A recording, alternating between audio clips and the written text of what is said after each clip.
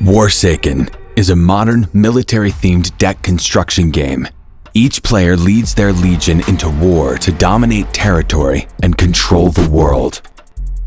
The player with the last leader standing wins the game.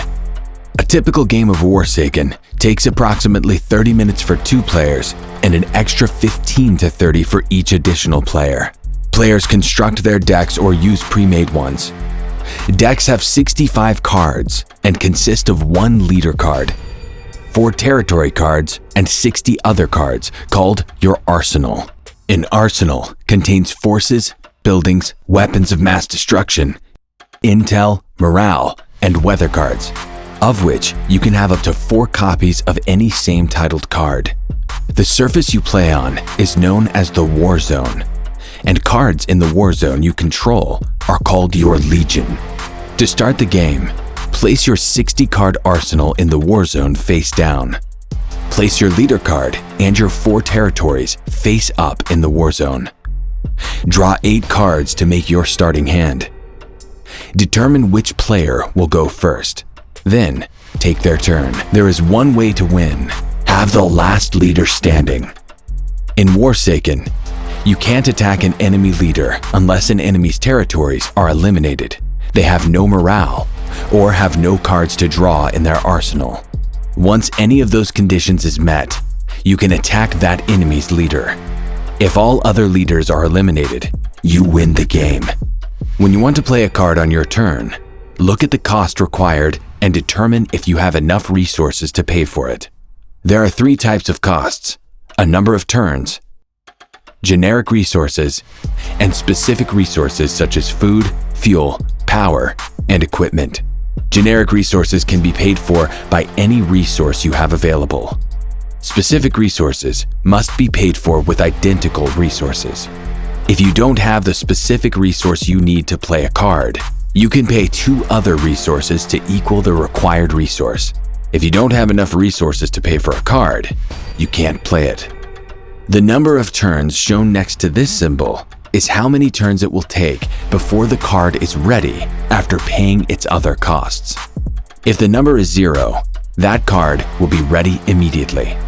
If it's more than 0, place the card face down in the war zone with the resources used to pay attached to it. Then place a countdown timer on it. You can use any counter to track the number of turns remaining. We recommend dice as countdown timers. At the beginning of each turn, you will reduce the timer by 1. When it reaches 0, the card flips over and is ready on that turn. In some situations, you'll be able to put a card with your legion, meaning you'll be able to play a card without paying its resource cost. In these cases, you still must wait for the number of turns it takes to be ready. Let's have a look at a basic turn.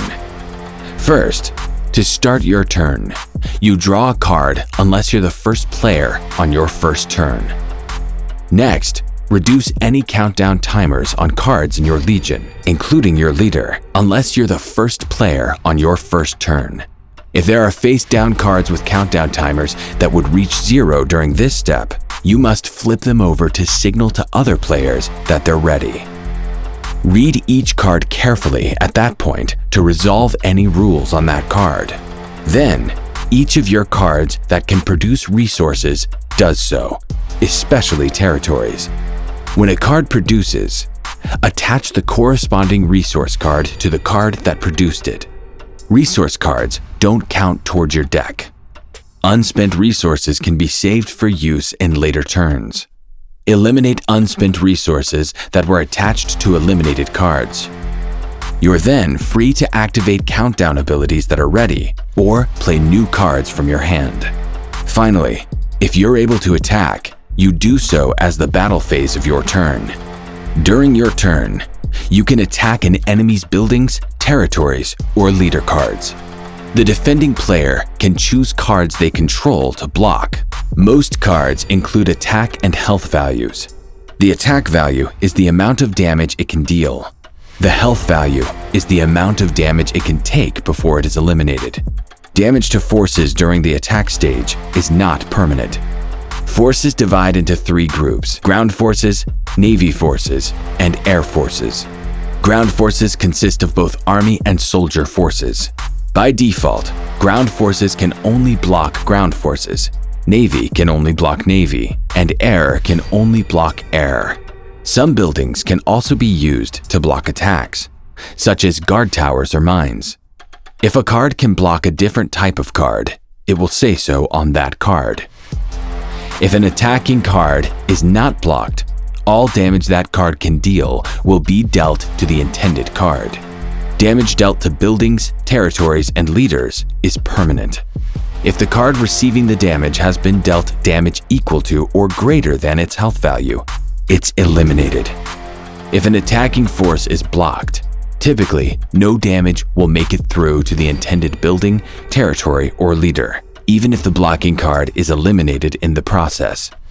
Only one card can block one attacker at a time.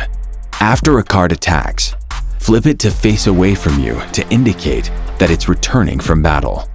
If you use a card to attack, it can't be used to block during an enemy's turn. In Warsaken, each player has an intel total that starts at 0. Cards you play can increase your intel. As long as you have the most intel or are less than 6 away from the player with the most intel, you can play intel cards. Intel cards allow you to draw extra cards, hijack enemy forces, sabotage, and more. Your leader defines your starting morale. Much like a real war, you need the support of your people. For example, you can spend some of your morale to increase production through a card like this one. You get extra resources for a turn, but it comes at a price. If your morale total ever reduces to 0, your enemy can attack your leader, and you can't play more morale cards, so be cautious how you use it. Buildings and territories usually lose morale when they're eliminated. A critical part of war is the effect weather has on it. The element of weather is a vital component of Warsaken. A player can play a weather card on their turn by placing it in the middle of the war zone. There can be only one active weather card at a time. A player can only play one weather card per turn. Weather affects both players in the same way and stays active in the war zone through each player's turn. If you play a weather card, you discard that weather card before you draw on your next turn. If another player plays a weather card on their turn, any active weather card in the war zone is discarded, and the new weather card takes effect. That's it. You're now ready to play Warsaken. Warsaken.